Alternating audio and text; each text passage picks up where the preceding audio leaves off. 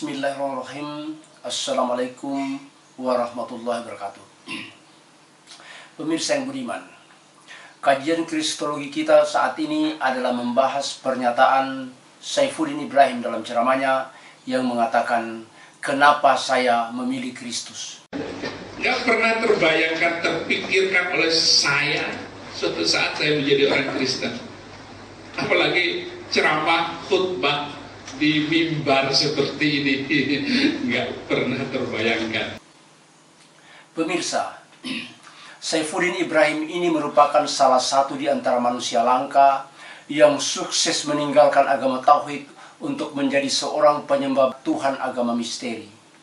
Meninggalkan Tuhan Allah yang disembah Yesus siang dan malam, lalu beralih menyembah Yesus Kristus, manusia yang diberhalakan menjadi Tuhan ciptaan Paulus.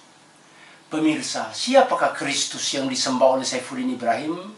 Paulus menjelaskan kriteria Kristusnya dalam 1 Korintus pasal 15 ayat 3-4.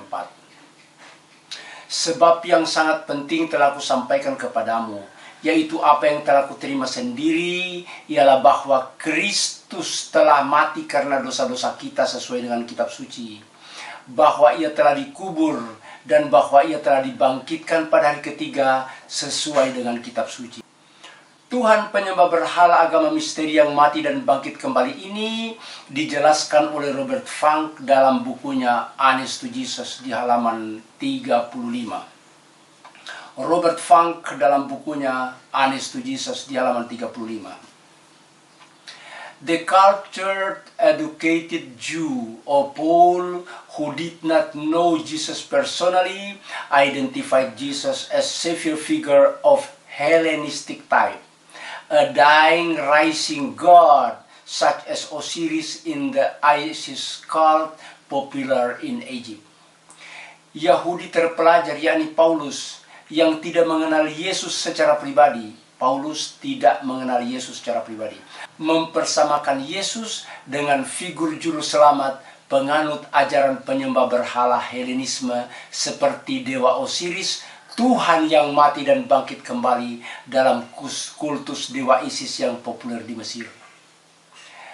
Saifuddin Ibrahim memilih Kristus, Tuhan penyembah berhala agama misteri yang mati dan bangkit kembali, seperti dijelaskan oleh Robert Funk dalam bukunya Honest to Jesus, dan meninggalkan Tuhan Allah yang disembah Yesus atau Nabi Isa alaihissalam.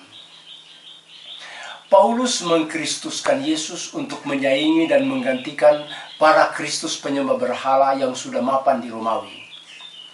Michael Baigand dan kawan-kawan dalam buku mereka The Messianic Legacy di halaman 78 menjelaskan, in the first place, it had to compete with already established religion in the region, where it was trying to gain foothold with the religion of Syria, Phoenicia, Asia Minor, Greece, Egypt, and so on. In order to do this, Jesus had perforce to assume a degree of godhood comparable to that of the deity he now posthumously was intended to displace. Pemirsa, Saifuddin Ibrahim. Tahap pertama, ajaran yang baru ciptaan Paulus ini harus bersaing dengan agama-agama yang sudah mapan, agama-agama penyembah berhala yang sudah mapan di wilayah-wilayah yang akan menjadi basisnya, menghadapi agama-agama penyembah berhala dari Syria, Phoenicia, Asia Minor, Yunani, Mesir, dan lain-lain. Nah, untuk melakukan ini, Yesus oleh Paulus terpaksa harus menyandang gelar-gelar ketuhanan untuk menyaingi para dewa yang dia akan lengserkan. Nah, dengan menerima dan menyembah Yesus yang dikristuskan Paulus dengan menyandang berbagai gelar para tuhan penyembah berhala ini, Saifuddin Ibrahim memperlihatkan dirinya sebagaimana dijelaskan oleh para pakar ini, dia sekarang menjadikan dirinya sebagai penyembah berhala. Peristiwa jatuhnya Saifuddin Ibrahim ke pangkuan Paulus ini dijelaskan pula oleh Gesa Vermes. Gesa Vermes, Profesor Emeritus Studi Yahudi di Oxford University, pakar sejarah Yesus, dalam bukunya The Religion of Jesus the Jew, agama Yesus Yahudi. Paul's powerful, brilliant, and poetic imagination create a magnificent drama echoing the mystery cult of his age, in which through baptism into the death and resurrection of Jesus Christ, the new initiate enters into communion with the great act of salvation. Hayalan puitis Paulus yang kuat dan brilliant. Nih hayalan nih, bukan wahyu, bukan ajaran Yesus, tapi hayalannya Paulus yang kuat dan brilian menciptakan drama akbar. Paulus menciptakan drama. Apa dramanya?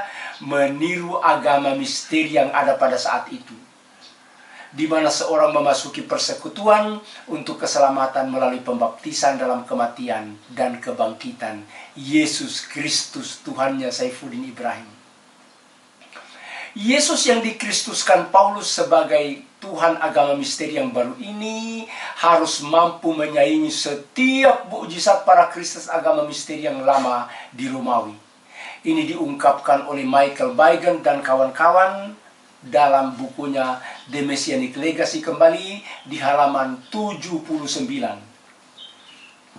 If Paul were to challenge successfully the adherent of Tammuz, Jesus would have to be able to match the older God miracle per miracle. In consequence, certain aspects of Tammuz story were grafted on the Jesus biography. Nah, kalau Paulus ingin sukses menyaingi para penyembah dewa Tammuz, maka Yesusnya harus mampu menyaingi setiap mukjizat dewa yang lama. Akibatnya, cerita mitos dewa Tammuz harus dicangkokkan ke riwayat hidup Yesus. Sejarahnya Yesus hilang, mitosnya merajalela. Pemirsa, Saifuddin Ibrahim, Yesus pun menjadi korban hawa nafsu Paulus. Ketika Yesus dihormati oleh murid-muridnya sebagai nabi dan Tuhan Guru, Paulus menyulapnya menjadi Kristus baru, Tuhan penyembah berhala agama misteri yang mati dan bangkit kembali, menebus dosa manusia, seperti yang didengung-dengungkan, dibangga-banggakan oleh Saifuddin Ibrahim.